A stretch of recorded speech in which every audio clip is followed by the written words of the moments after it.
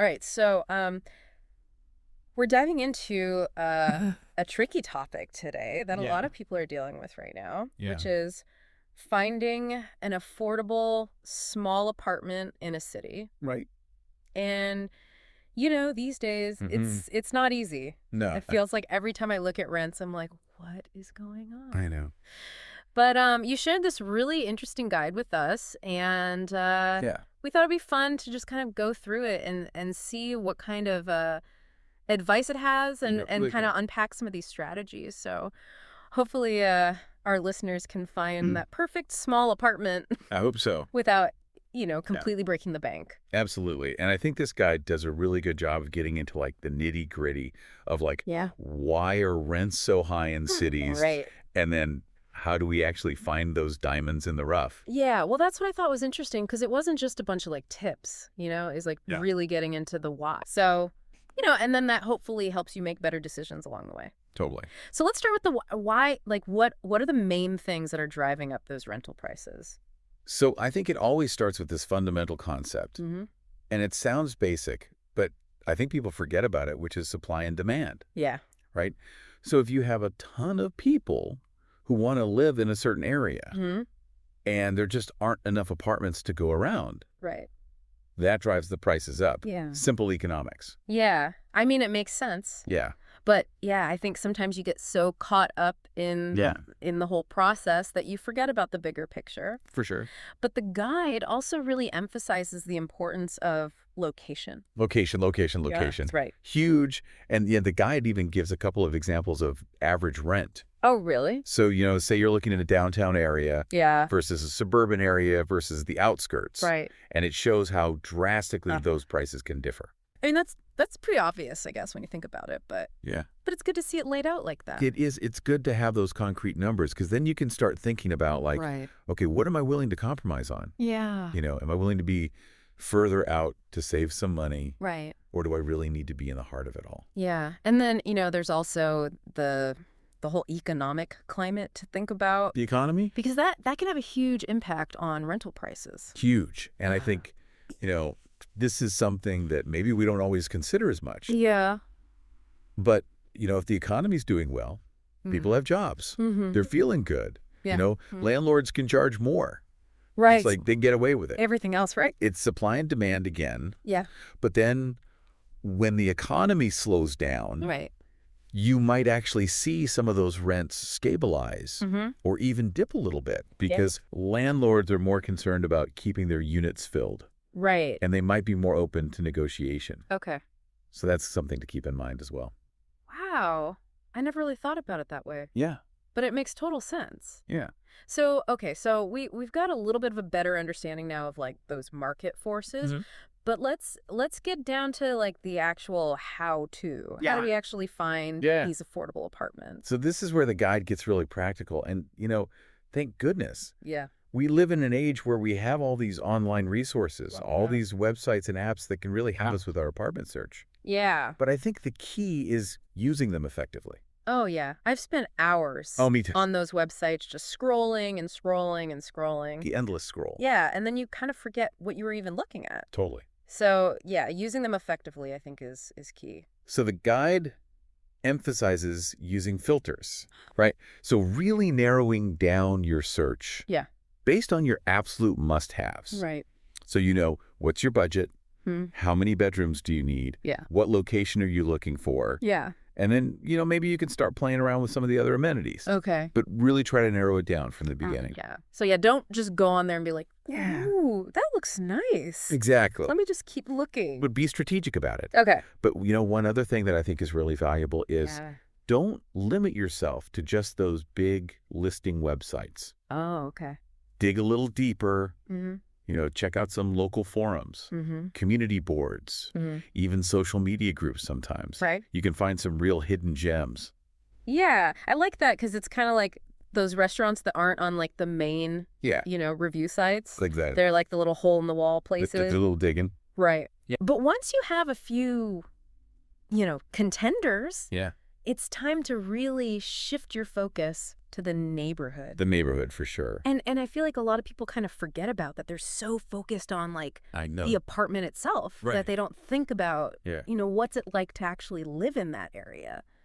And that could have a huge impact on your quality of life. Absolutely. Are there parks nearby? Yeah, Are there grocery stores? Are there things that are important to you right. that are within walking distance or a short commute? Yeah. And it's not just renting an apartment, it's choosing a lifestyle, Totally. right? Yeah. And then the guide also talks about something that I found kind of intimidating at first, which is analyzing market trends. Oh, yeah. How can we actually use that to our It's- advantage? It sounds a little bit intimidating, Yeah. but it's really not that complicated. Okay. Just think of it as like Yeah. you're becoming a detective, Okay. trying to understand how rent prices have been behaving in the areas that you're interested in. Right. So are they steadily climbing? Yeah. Have they been relatively stable? Okay. That can give you a sense of, is this apartment a good deal or not? Right.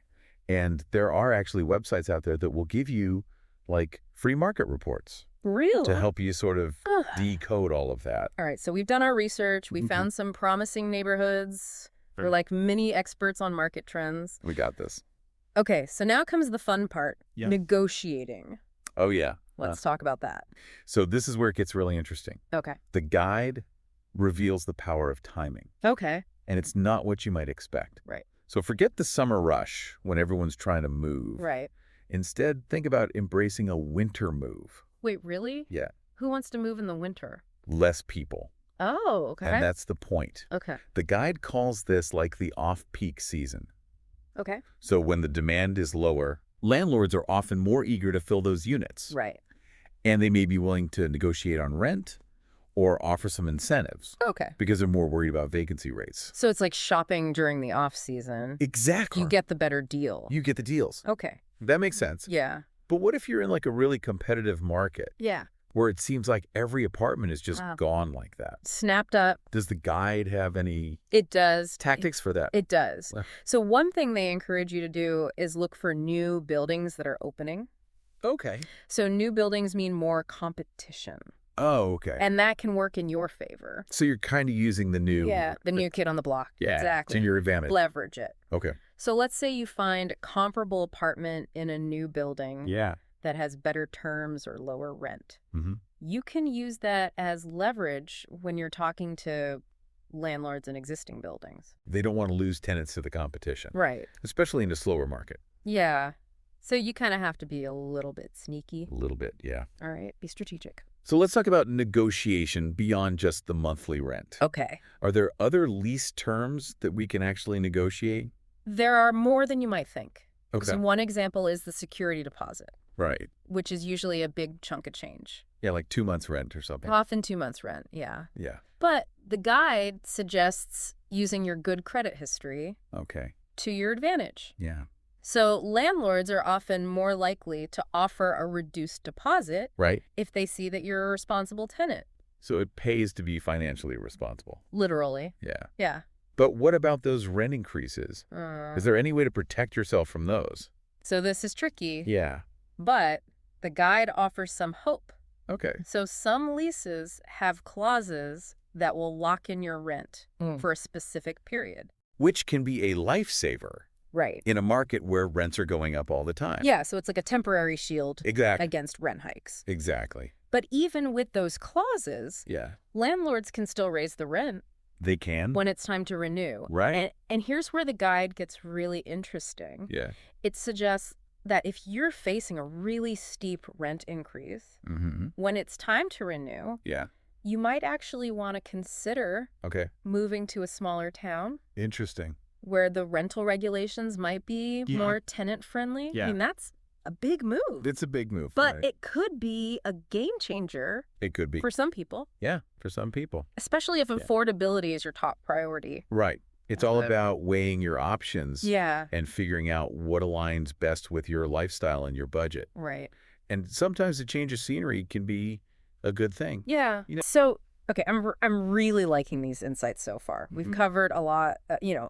understanding the market, Yeah. researching strategically, Yeah. even getting comfortable with negotiation. Totally. But I'm curious about the practicalities of actually living in a small apartment. Okay. How do you make the most Yeah. of those limited square feet without feeling like you're living in a shoebox? So that's where the guide's advice on maximizing space Okay. becomes pure gold. Yeah. It's all about embracing multifunctional furniture. Okay. Think of it as furniture that can Yeah. shapeshift Okay. to meet your needs. So like those sofa beds Yeah, that turn into a bed. exactly. Sofa beds are a classic. Yeah. But the guide also encourages you to think beyond that. Okay. Like, what about a coffee table that doubles as storage? Oh, yeah. Or a desk that folds away Right. when you're not using it? So you free up that floor space. Exactly. It's about making your furniture work as hard as you do. I like that. It's like living in a real-life game of Tetris, Yes. where everything has to fit just right. I love that analogy. But what about vertical space? Oh, vertical space, yes. Because a lot of times in a small apartment, you don't have a lot of floor space, Right, you got to go up.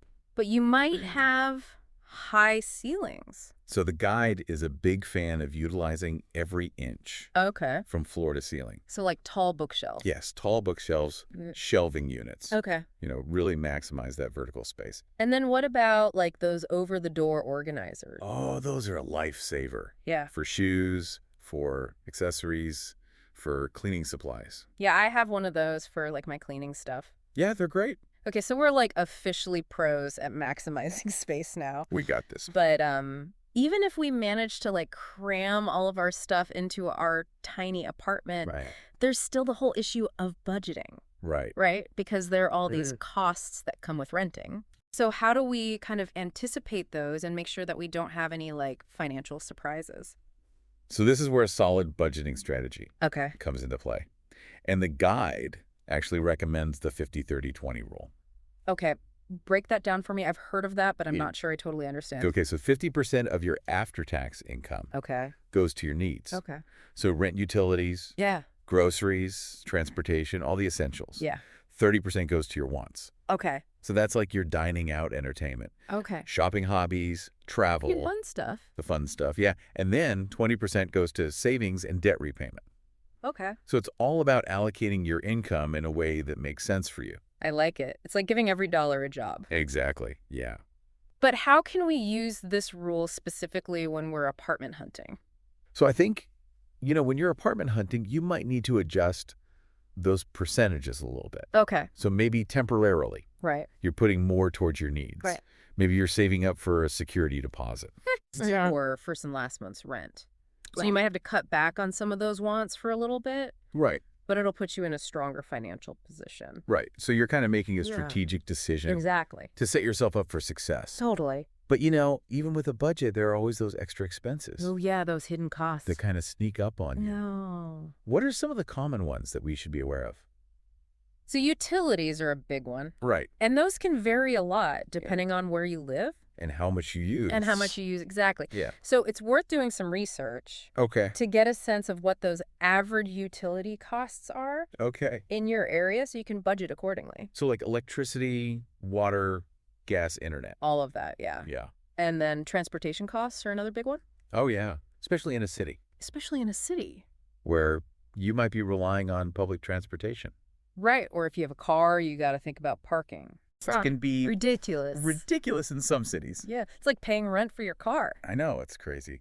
And then this one I always forget about, renter's insurance. Oh, yeah. Is that really necessary? It's a good idea. Okay. It's like a safety net for your belongings. Okay. It protects you in case of theft or fire Okay. or water damage or any other unexpected event. All right. You've convinced me. Yeah. Renter's insurance. It is. Good. But I want to circle back to the moving during the off-season thing. Okay. Because I know it sounds kind of weird, It does. but I'm starting to see like Yeah. the genius of it. It's strategic. Yeah, like fewer crowds, potentially more negotiating power. Exactly. Mm. It's all about understanding how landlords think. Okay. During those slower months, they're more concerned about keeping those units filled. Right. They're more likely to be flexible. So it's like you're catching them in a good mood. Exactly. The guide also mentions considering short-term leases. Yes, short-term leases can be a great option. Okay. especially if you find a place during those off-peak months. Right. Maybe a 6-month lease instead of a year. Yeah. It gives you flexibility. Okay. You can kind of test the waters in a new neighborhood. It's like a trial run for city living. Exactly. And if you love it, Yeah. you can always try to negotiate a longer lease Okay. when the time comes. So, okay, we're like all about the off-season strategy. Oh, but more. But let's talk about something that can be a game changer Okay. when it comes to affordability. All right. Roommates. Roommates, the classic Yeah. city living solution. I mean, they can be a lifesaver, They can. especially in those really expensive cities. Right. You're splitting rent, utilities, sometimes even groceries. Yeah, it's like building a little community in your Yeah. apartment And saving money. and saving money. Yeah. But finding the right roommate That's the key. can be a little tricky. It can be. Any advice on how to navigate that? So the guide doesn't go too deep into roommate dynamics, Okay. but it does emphasize compatibility. Okay. Make sure you're on the same page about things like cleanliness, Right. noise levels, Right. social habits. You don't want to be clashing. You don't want to be clashing all the time. Yeah. So take the time to find someone Okay. who complements your lifestyle And respects your boundaries. and respects your boundaries. Yeah. Exactly. Yeah. It's about finding a good fit, Okay. not just someone to split the rent with. Right. Yeah. So while we're on the topic of saving money and, Yeah. being mindful of our resources, Mhm. let's talk about energy efficiency. Okay. I know it's not the most exciting topic, Not the sexiest topic. but it can really make a difference It can, in our wallets and for the environment. for sure. So what are some of the things that the guide recommends? So the guide really encourages renters to think about those small changes Okay. that can add up to big savings over time. So things like investing in energy-efficient appliances, Like LED light bulbs. LED light bulbs, Mm-hmm. Energy Star rated refrigerators and washing machines. Okay. It might seem like an upfront cost, Right. but it'll pay off in the long run. So it's like delayed gratification. Exactly. Spend a little more now to save later. Exactly. And you're helping the environment too. Bonus points? Bonus points. Okay, I'm sold on energy efficiency. Yeah. But I want to circle back to the negotiating lease terms thing. Okay. We talked about security deposit, Yeah. rent increases. Mm-hmm. Are there other clauses that we should be paying attention to? Yes. There's more to a lease than just the rent amount. Okay. And the guide emphasizes understanding those details, Okay. especially when it comes to clauses about wear and tear. Okay, so like those little sneaky things. The sneaky things, yes. This can come back to bite you. Exactly. So some landlords will try to put in language Yeah. that makes you responsible for even minor damage. Oh. And that might not be fair or legal. So the guide says, don't be afraid to ask questions. Okay. Clarify anything that seems vague or unfair. Yeah. And if necessary, negotiate those terms. Right. It's like the devil's in the detail. It is. Okay, so we talked about security deposits. Yeah. And how they can be a lot of money. Yeah. Are there any ways to reduce that upfront cost? So we talked about good credit, Right. but the guide also emphasizes documentation. Okay. So before you move in, Yeah. take photos or videos Okay. of the apartment's condition. Okay. Note any existing damage. So you have proof You have proof. if anything happened. Exactly. If there's a dispute when you move out. It's like creating a visual time capsule Yeah, of the apartment. I love that. And then what about those rent increases again? Is there anything we can do to like... Well, speed this? landlords do have the right to raise the rent Yeah, right. when the lease is up. Right. But the guide suggests a few things. Okay. First, research those average rent increases in your area. So you know what's reasonable. Yeah. Second, if you've been a good tenant, Yeah. use that to your advantage. Okay. Landlords value good tenants. Right. They might be more willing to work with you. So it's like building a good reputation Exactly. as a renter Yeah, can actually pay off. it can. Okay. And then another thing you can try is Yep. if you're willing to commit to a longer lease, Okay. a landlord might be more inclined to offer a smaller increase Okay. or even keep the rent stable. So it's like you're making a deal Exactly. where both sides Both sides win. benefit. Yep. I'm loving these insights. Good. But I want to shift gears for a second. Okay. And talk about something that I think is often overlooked Okay. in the whole apartment hunting process. All right. And that's the emotional aspect. Oh, yeah. Because we're not just looking for a place to sleep. Right. We're Yeah. looking for a home. A sanctuary. Right. Yeah. Yeah, and I think, the guide doesn't explicitly talk about the emotional side of things, right? But I think it's woven throughout all of the advice. Yeah. Because finding a place that truly feels like home, Mm-hmm. it's about so much more than just checking boxes on a list of amenities. Right. It's about finding a space that resonates with your personality, Yeah. your values, your lifestyle.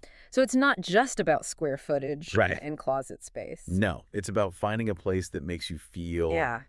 happy and at ease. Right. Like a place where you can recharge Yeah, after a long day. exactly. And, pursue the things that bring you joy. And that feeling, that sense of home, Yeah. it's different for everyone. Right. Some people thrive in those bustling neighborhoods Yeah. with lots of energy and excitement. Yeah. Other people crave a quieter, more laid-back vibe. So it's really about understanding what kind of environment Yeah, makes you feel good. totally. Like, do you want to be in the heart of it all, Mhm. surrounded by restaurants and nightlife? Yeah. Or do you prefer something a little bit more peaceful? Right.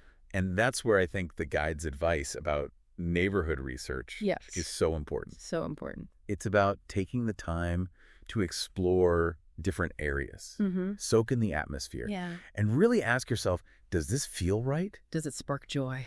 Does it spark joy? That's the question. It's like finding those little hole-in-the-wall cafes Yeah. that have the best coffee. You got to go off the beaten path sometimes. You do. Yeah. And don't be afraid to trust your gut. Trust your gut. If a place doesn't feel right, Yeah. no matter how perfect it looks online, Right. keep looking. Keep searching. It's out there. It is. It's like dating. Yes. Sometimes you got to go on a few bad dates A few duds before you find the one. before you find the one. And then when you do find that special place Yeah. that feels like it could be home, Mm-hmm. remember all of this advice that we've talked about? Yes. Be prepared to negotiate. Mm-hmm. Don't be afraid to walk away if the deal isn't right. And trust your instincts. Trust your gut. So it's like a combination of head and heart. It is. You need the practical knowledge, but you Mhm. also need to listen to that inner voice. Yeah, that's telling you if it feels right. Exactly. And, even if you find yourself facing some challenges Yeah. or setbacks along the way, It's going to happen. it happens. It's part of the process. Yeah. Don't give up hope. Right. With a little persistence, Yeah. some creativity, Yeah. and the right mindset, you can find an amazing small apartment Mm-hmm. in the city that fits your budget and your lifestyle. Okay, we've covered a lot today. We have. I feel like we're like mini experts now I think so. on apartment hunting. We got this. But before we wrap up, I want to leave our listeners with one final thought. Okay. Close your eyes for a moment Okay. and picture yourself Mm-hmm.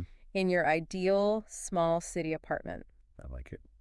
What does it look like? Yeah. What features are most important to you? Yeah. What kind of atmosphere do you want to create? It's a good visualization exercise. Right. Yeah. It's like putting it out there Yeah. into the universe. Manifesting your dream apartment. Exactly. I love it. So finding a great small apartment in the city, Yeah. it's not just about the physical space. Right. It's about creating a sanctuary. A place where you can be yourself. Yeah. Recharge and pursue your passions. Okay, so go for it. Yes. Intrepid apartment hunters, Go get them. armed with this knowledge, Yeah. a little bit of creativity, And a lot of determination. and a whole lot of determination. That apartment is out there. That perfect little city haven is out there waiting for you.